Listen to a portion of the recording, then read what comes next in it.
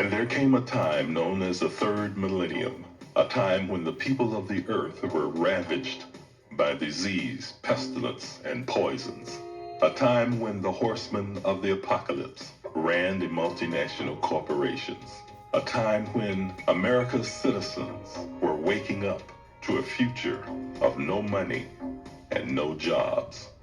A time when a special man came forward, a man that your American taskmasters did not want you to see or hear, a man whom they took prisoner and hid away, a man whose name is Yahweh Ben Yahweh. For telling people the truth, Yahweh Ben Yahweh was taken prisoner by the minions of darkness. For giving people hope, Yahweh Ben Yahweh was led away to Golgotha. This is the continuing story of the past and of the future, about good and about evil, about your life and what it will become. A story that tells why the so-called black man of America had to suffer for over 400 years. A story of what will happen to the so-called black man if he returns to the laws, statutes, judgments, and commandments of God, Yahweh. Alone shall Yahweh. The universe of Yahweh. Brought to you by the nation of Yahweh. Working for you and your future. In this series, we will be discussing the crucifixion of Yahweh Beth Nun Sofit Yahweh, the Messiah. All that was written in the New Testament about the Messiah from Matthew through Revelation did not happen 1900 years ago. It is happening today. The words New Testament is a clear indication that this testament is new. New by definition means something or someone that never existed or never appeared. Testament means proof that testifies to evidence of something or someone. Therefore, the New Testament is proof and evidence of something that never happened before, never existed before, and something or someone that never appeared. The New Testament is a prophetic testimony that Yahweh Beth Nun Sofit Yahweh is indeed the Messiah. It is prophesied that Yahweh Beth Nun Sofit Yahweh, the Messiah, would be arrested, tried, judicially murdered, sentenced, and put in prison for crimes he was never found guilty of committing. It is also prophesied that he would be rejected, hated, mocked, scourged, forced to bear his own cross, and nailed to the cross. In this particular series, we will be walking through the scriptures and proving to you that Yahweh Beth Nun Sofit Yahweh, the Messiah, is being crucified according to prophecy.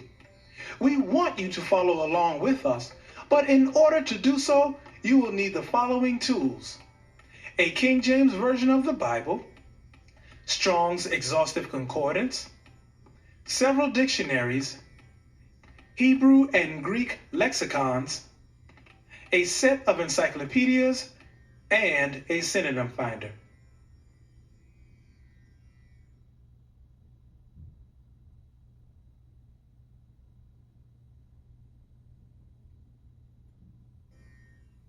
Shalom, my name is Ben Kail Bethel Yisrael.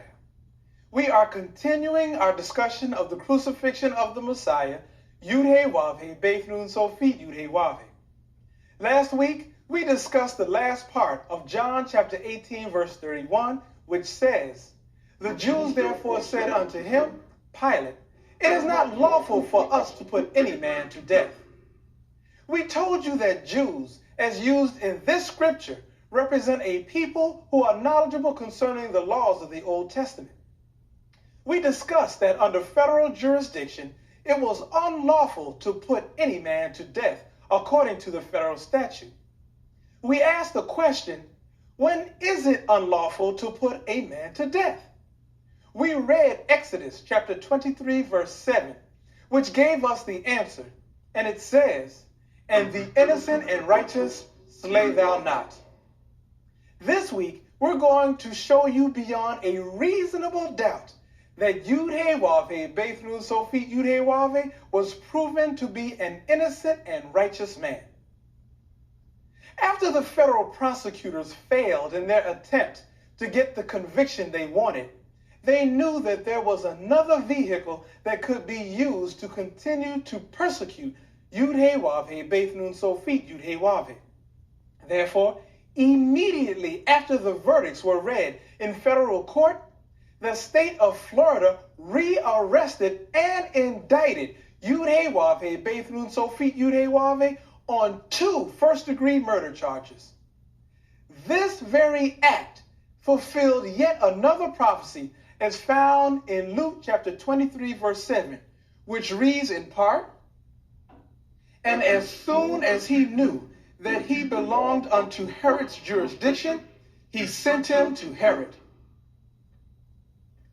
As soon as the verdicts were read in the federal trial, the state of Florida knew Yud-Heh-Wav-Heh, Beth Nun Sophit Yud-Heh-Wav-Heh belonged to them. Therefore, he was sent to Herod. Herod represents a different jurisdiction, in this instance, the state of Florida. Now remember last week, we showed you that the state's attorney's office ceded its jurisdiction to the United States Attorney's Office. Now we see here that these alleged murder cases are back where they belong. The state of Florida used the same prosecutor from the federal trial, who in turn used the same allegations, the same evidence, and the same witnesses, and it took this jury only 2 hours, and that included having dinner, to reach a verdict. Let's hear what this jury thought about the government's allegations against Yud-Heh-Wav-Heh, Beth Nun Sophit Yud-Heh-Wav-Heh. In the Circuit Court of the 11th Judicial Circuit in Fayette County, Florida. Case number 92-18645A. The State of Florida versus Yahweh Ben Yahweh. We, the jury at Miami-Dade County, Florida, the 17th day of December, 1992, find the defendant Yahweh Ben Yahweh not guilty of the offense as to first-degree murder as charged in count 1 of the indictment. Because of this emphatic not guilty verdict on the first murder charge, the state's attorney's office, headed then by Janet Reno, dismissed the second murder charge the very next day. This proved beyond a reasonable doubt that Yud-Heh-Wav-Heh, Beth Nun Sophit Yud-Heh-Wav-Heh, is an innocent and righteous man. The government knew that this would be the outcome had they taken Yud-Heh-Wav-Heh, Beth Nun Sophit Yud-Heh-Wav-Heh, to state court first. However, if they had taken him to state court first, prophecy would not have been fulfilled according to Luke chapter 23, verse 11, which reads in part, "And Herod with his men of war set him at naught, and mocked him, and arrayed him in a gorgeous robe." Let us examine what this scripture is saying. Set him at naught. Set means to cause to sit. And in the synonym finder by J.I. Rodale, copywritten in 1978, on page 1116, one of the synonyms for sit is introduced. Naught, according to the American Heritage College Dictionary, 3rd edition, on page 934, is a variant of naught, N-A-U-G-H-T. Naught, N-A-U-G-H-T, means nothingness, insignificant, and zero. Therefore, all the evidence that the state introduced in court was considered by the jury to be full of nothingness and insignificant. As a matter of fact, all the charges brought against Yud-Heh-Wav-Heh, Beth Nun Sophit Yud-Heh-Wav-Heh by the state of Florida were considered zero by the jury. and mocked him. Interestingly enough, mock, according to the Random House College Dictionary, page 857, means to dismiss.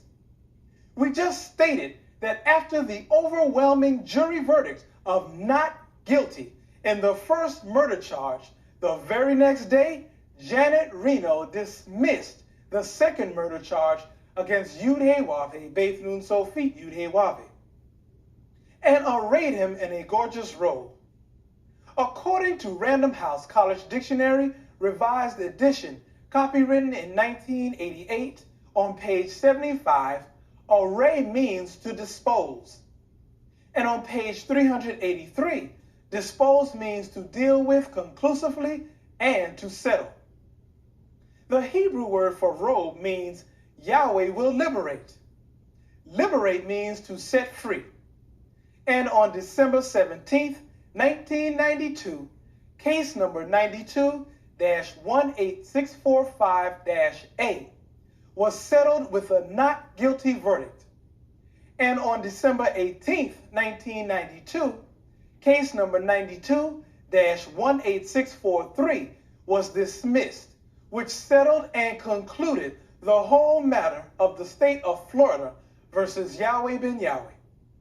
As a result, Yud-Heh-Wav-Heh, Beth Nun Sofit Yud-Heh-Wav-Heh was set free from all charges brought against him in Herod's jurisdiction, thus arraying him in a gorgeous robe as written in Luke chapter 23, verse 11, which tells us clearly that Yud-Heh-Wav-Heh, Beth Nun Sofit Yud-Heh-Wav-Heh is an innocent and righteous man. This is yet another example of prophecy being fulfilled in detail in terms of what would happen to the Messiah, Yud-Heh-Wav-Heh, Beth Nun Sofit Yud-Heh-Wav-Heh, today.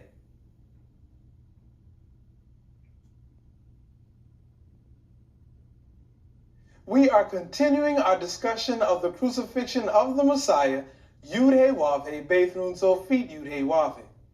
Last week, we discussed Luke chapter 23, verse 11, which says in part, "And Herod with his men of war set him at naught, and mocked him, and arrayed him in a gorgeous robe." Herod in this scripture represents a different jurisdiction, in this case, the state of Florida. We showed you that as soon as the verdict was read in the federal trial, the state of Florida knew that Yud-Heh-Wav-Heh, Beth Nun Sofit Yud-Heh-Wav-Heh belonged to them. We also showed you that Herod, the state of Florida, set Yud-Heh-Wav-Heh, Beth Nun Sofit Yud-Heh-Wav-Heh at naught. We documented that set by definition means to cause to sit, and that sit means to introduce. We validated that naught by definition means zero. Based on these definitions, all the evidence that the state of Florida introduced in court against Yud-Heh-Wav-Heh, Beth Nun Sofit Yud-Heh-Wav-Heh was considered by the jury to be zero. Moreover, we showed you that mock by definition means to dismiss, and that robe means to set free.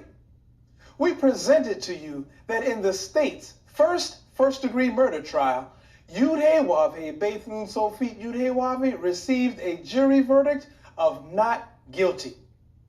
The state of Florida, headed then by Janet Reno, dismissed the second first-degree murder charge the very next day. As a result, Yud-Heh-Wav-Heh, Beth Nun Sofit Yud-Heh-Wav-Heh was set free from all charges brought against him in Herod's jurisdiction, thus fulfilling the prophecy that he would be arrayed in a gorgeous robe.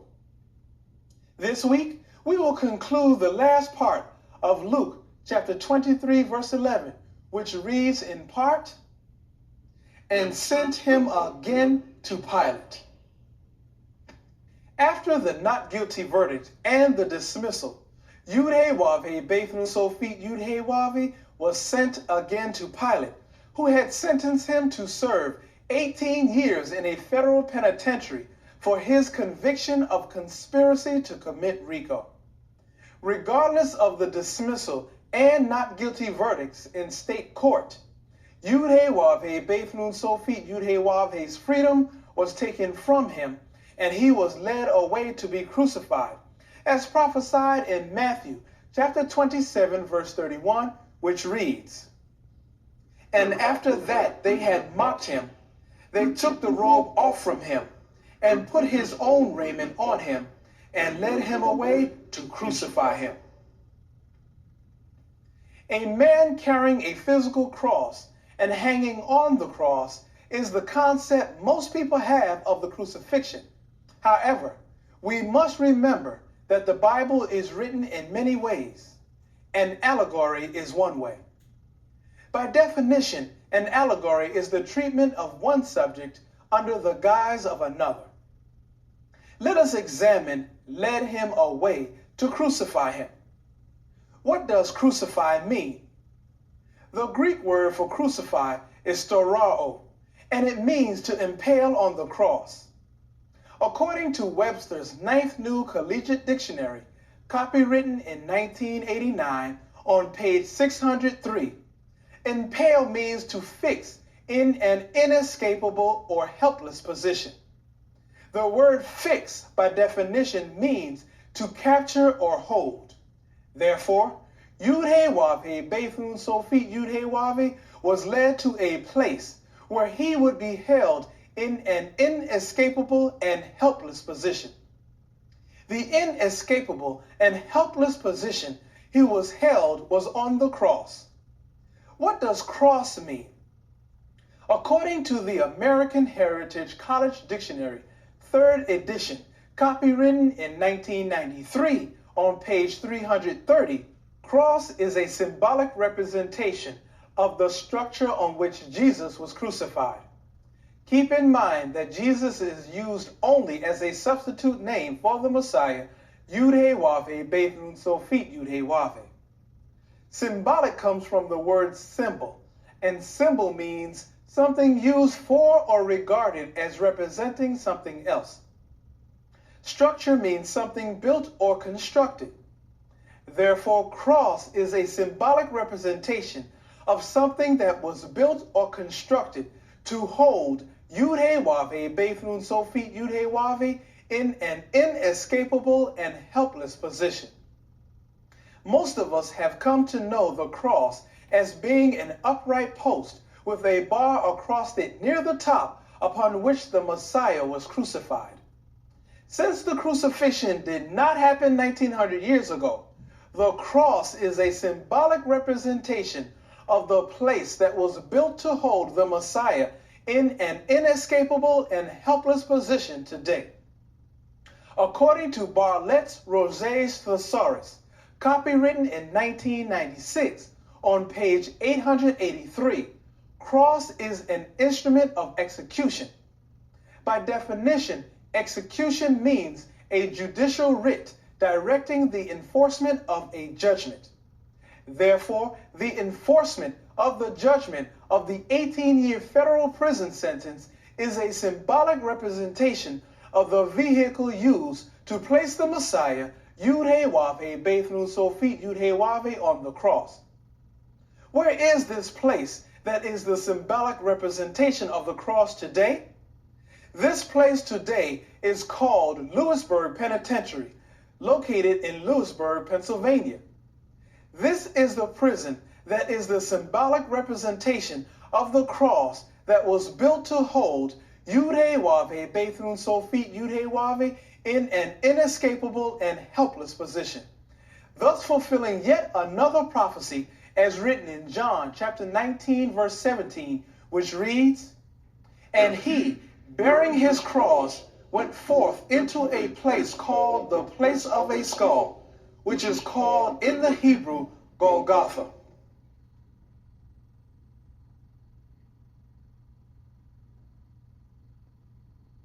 Last week, we discussed the last part of Luke chapter 23, verse 11, which says in part, "And sent him again to Pilate." We told you that after Yud-Heh-Wav-Heh Bethune Sophit Yud-Heh-Wav-Heh's not guilty verdict and dismissal in state court, he was sent again to Pilate, who had sentenced him to serve 18 years in a federal penitentiary for his conviction of conspiracy to commit RICO, and he was led away to be crucified by serving his 18-year sentence, as prophesied in Matthew chapter 27, verse 31. We documented that the word crucified means to impale on the cross. We showed you that impale means to fix in an inescapable or helpless position. Cross was defined as a symbolic representation of the structure on which the Messiah was crucified. Structure means something built. We concluded that cross is a symbolic representation of something that was built to hold Yud-Heh-Wav-Heh, Beth Nun Sofit Yud-Heh-Wav-Heh in an inescapable and helpless position. And that something built to hold Yud-Heh-Wav-Heh, Beth Nun Sofit Yud-Heh-Wav-Heh today is called Lewisburg Penitentiary, which is located in Lewisburg, Pennsylvania, thus fulfilling prophecy in John chapter 19, verse 17, which reads, "And he, bearing his cross, went forth into a place called the place of a skull, which is called in the Hebrew Golgotha." Today, we will take a closer look at the first part of John chapter 19, verse 17, which says in part, "And he bearing his cross." He bearing his cross. The Greek word for bearing is bastazo, which means receiving, sustaining, and enduring. Receive means to get by having something imposed and may or may not involve the consent of the recipient. Sustain means to experience or suffer. Endure means to carry on through despite hardships. Yud-Heh-Wav-Heh, Beth Nun Sofit Yud-Heh-Wav-Heh, has always maintained his innocence, as was proven in state court with an acquittal and dismissal of 2 first-degree murder charges. However, he is the recipient of an 18-year prison sentence imposed by the United States government for a crime the state of Florida found him not guilty of, and a crime that the state of Florida dismissed. Yud-Heh-Wav-Heh, Beth Nun Sofit Yud-Heh-Wav-Heh, is bearing his 18-year sentence on the cross today as prophesied. According to the American Heritage College Dictionary, 3rd edition, copywritten in 1993, on page 119, some synonyms for bear are stand and suffer. These verbs mean to undergo something difficult or painful, while stand means to submit to or undergo. Suffer means to sustain punishment, to endure grief, pain, sorrow, and death. Yud-Heh-Wav-Heh, Beth Nun Sofit Yud-Heh-Wav-Heh, realized that he had to submit to and undergo great suffering and pain, that he had to endure grief and sorrow. Yud-Heh-Wav-Heh, Beth Nun Sofit Yud-Heh-Wav-Heh, is suffering death on the cross that the scripture might be fulfilled as written in Isaiah chapter 53, verse 3, which reads in part, "He is despised and rejected of men, a man of sorrows and acquainted with grief." The scripture tells us that Yud-Heh-Wav-Heh, Beth Nun Sofit Yud-Heh-Wav-Heh, is bearing his cross by suffering great pain, sorrow, and death. Not on a wooden cross, as we have been taught, but rather in a place, as written in John chapter 19, verse 17. "And he, bearing his cross, went forth into a place called the place of a skull." This place is the United States Penitentiary called Lewisburg, which is called the place of a skull.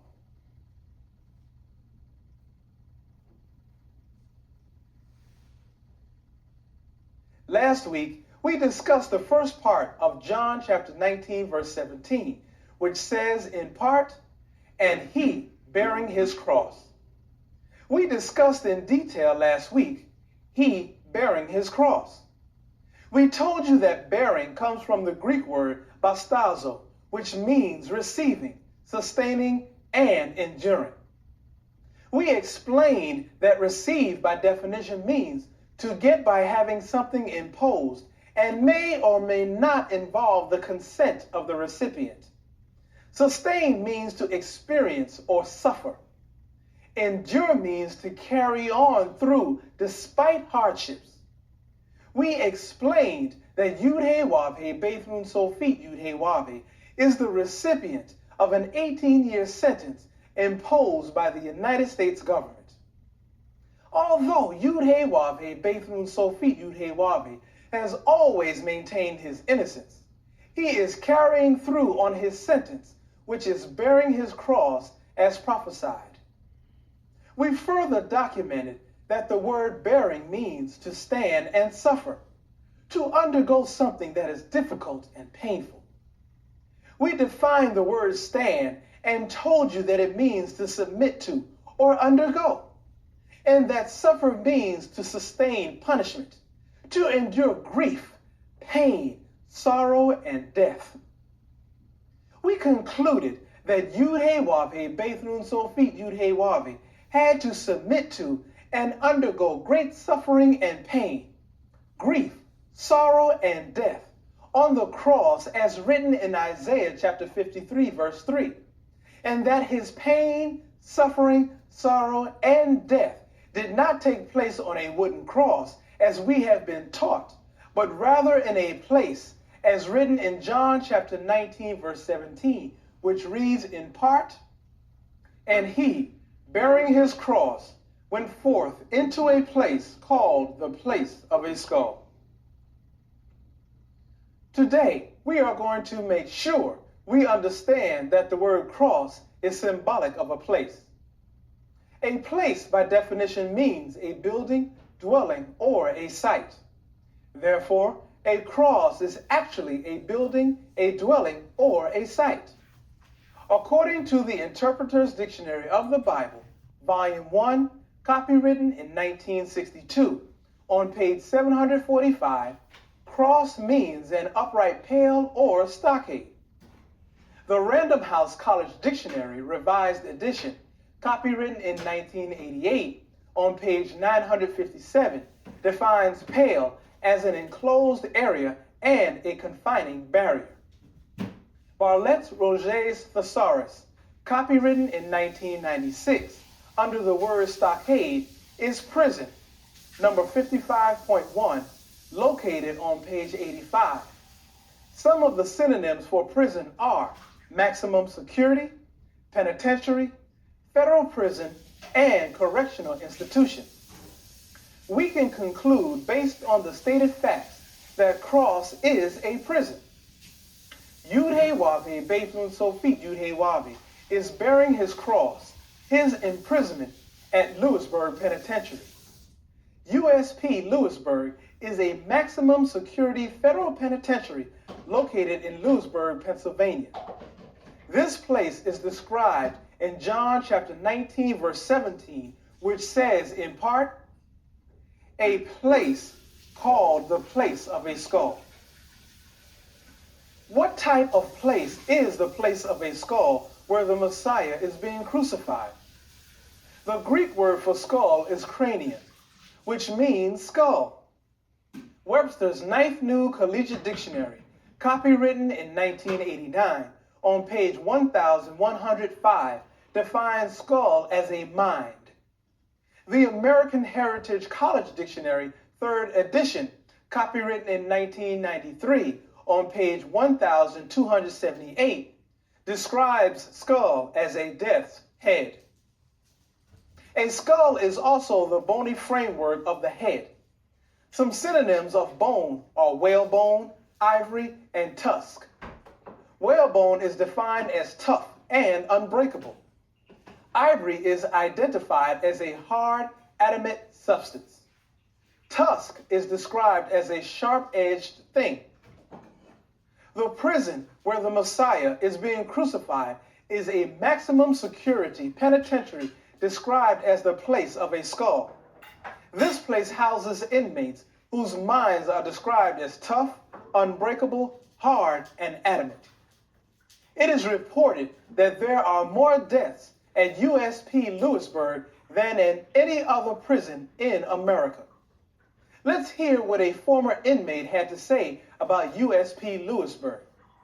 Lewisburg is the modern day equivalent of a leper's colony. Folk are sent to Lewisburg to die or to serve impossible sentences without no hope of ever coming home. It's like a terminal institution. A lot of guys have on their release date death, which means you never go home. And Lewisburg is the only prison, the only prison I've been in that I saw death on a frequent basis. I mean, it was no problem to go to eat, sit at the table, and the guy right next to you sit at the next table where a knife ran right through his throat while you're eating, and blood sprouting all over, and you get up and everybody break out running. You go down the hall and you think that was something. You see another guy laying in the hall dead. So it's the kind of place where life is a lot less cheap in there. There's no arguments in Lewisburg. There's no fights. You just get killed. You get a disagreement with a guy. He carried in his mind that he's mad with it. And regardless of what it is, you die.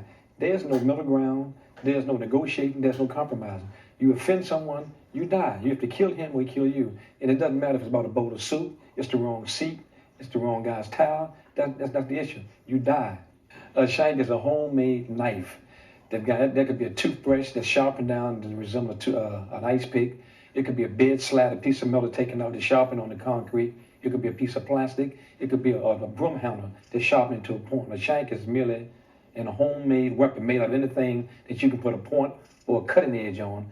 Well, it's overcrowded, it's understaffed, it's antiquated. It's an old facility that was built in the 1930s, which means that the building is about 60 years old. You can imagine living in a 60-year-old institution that was designed for the 30s, and this is like the 90s. The food is substandard. The medical facilities are like a substandard. It's what you would expect to find in a maximum security institution. I understand that they were supposed to be building their own morgue inside of Lewisburg, since the number of bodies happen so often, so many people get killed. Mark chapter 15, verse 28 concludes this matter, which reads, "And the scripture was fulfilled which saith, and he was numbered with the transgressors." Next week, we will continue our discussion of the crucifixion of the Messiah, Yud-Heh-Wav-Heh, Beth Nun Sophit, Yud-Heh-Wav-Heh. I bear witness to you today that the Messiah, Yud-Heh-Wav-Heh, Beth Nun Sophit, Yud-Heh-Wav-Heh, is here. I bear witness to you today that the Mahdi is here. I bear witness to you today that Shiloh is here. I bear witness to you today that the great light is here. I bear witness to you today that the Grand Master of the Celestial Lodge, Architect of the universe, is here. I bear witness to you today that the Enlightened One is here. I bear witness to you today that the one all religions have been speaking of for almost 6,000 years is here. I urge you to continue studying these signs so that you will be able to receive and recognize the Messiah, Yud-Heh-Wav-Heh, Beth Nun Sophit, Yud-Heh-Wav-Heh, for yourself. Thank you for listening, and we'll see you next time with more signs proving that the one all religions have been speaking of is already here. Shalom.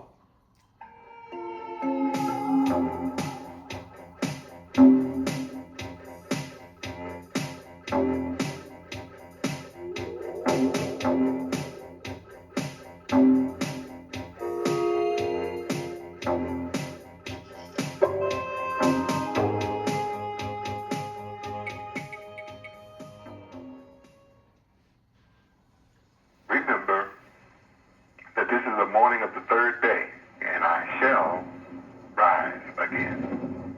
I am the resurrection. All of prophecy tells you that I shall rise again. It's all about that. Luke chapter 2, verse 34. No doubt about it. Again, I love you forever, bless you forever. I remind you once again, my associates are children of the light. That just brings laughter to my heart, to my soul, to realize that at last I have those of you only want to be in the presence